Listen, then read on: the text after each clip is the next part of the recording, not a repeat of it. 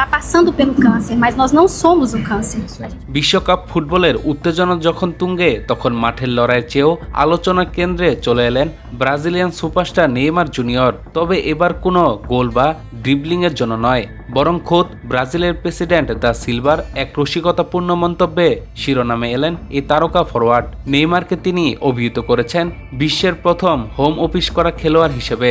শুক্রবার বেলো হরিজেন্তীয় সরকারি স্বাস্থ্য ব্যবস্থায় ক্যান্সার চিকিৎসায় বিনিয়োগ সংক্রান্ত এক অনুষ্ঠানে যোগ দিয়ে এক শিশুকে প্রেসিডেন্ট লুলা জিজ্ঞেস করেন বর্তমানে ব্রাজিল দলের সেরা খেলোয়াড়কে।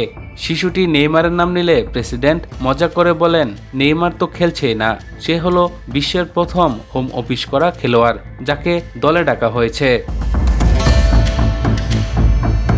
লুলা আরও যোগ করেন, এমন দিনও আসবে যখন কৃত্রিম বুদ্ধিমত্তা এআই ব্যবহার করে আমাদের জাতীয় দল বানাতে হবে 11 জন পেলের দল। ব্রাজিলের সাবেক প্রেসিডেন্ট জোয়ের বোলসোনারের সমর্থক হিসেবে পরিচিত নেইমারকে নিয়ে লুলার এই মন্তব্য সামাজিক যোগাযোগ মাধ্যমে বেশ আলোচনার জন্ম দিয়েছে। মূলত গত 17 মে সান্তোসের হয়ে খেলার সময় কাফের চোট পাওয়ায় নেইমারকে বর্তমানে মাঠের বাইরে রয়েছেন।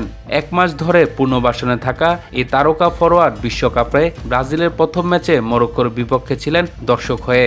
আজ সকাল 6:30টায় হাইতির বিপক্ষে ব্রাজিলের দ্বিতীয় ম্যাচেও তিনি খেলতে পারেননি।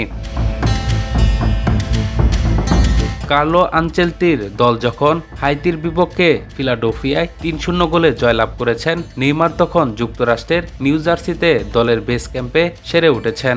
ইনজুরির কারণে দলের সঙ্গে সরাসরি ভ্রমণে অংশ না নেওয়ায় প্রেসিডেন্ট লুলার হোম অফিস মন্তব্যটি যেন সেই পরিস্থিতির উপর এক ব্যঙ্গাত্মক টিপ্পনী। তবে ব্রাজিল ভক্তদের জন্য স্বস্তির খবর হলো পুনর্বাসন প্রক্রিয়া ভালোভাবে সম্পূর্ণ হলে গ্রুপ পর্বে স্কটল্যান্ডের বিপক্ষে ব্রাজিলের তৃতীয় ম্যাচে মাঠে ফেরার সম্ভাবনা রয়েছে নেইমারের। দলকে নকআউট পর্বে সুবিধাজনক অবস্থানে নিয়ে যেতে তার উপস্থিতি কতটা জরুরি তা মরক্কোর বিপক্ষে প্রথম ম্যাচে দলের পারফরম্যান্স থেকেই স্পষ্ট হয়েছে। এখন দেখার বিষয় প্রেসিডেন্ট লুলার এই হোম অফিস মন্তব্যের পর নেইমার মাঠে ফিরে নিজের জাদুকরি পারফরম্যান্স দিয়ে সমালোচকদের কথার জবাব দিতে পারেন কিনা।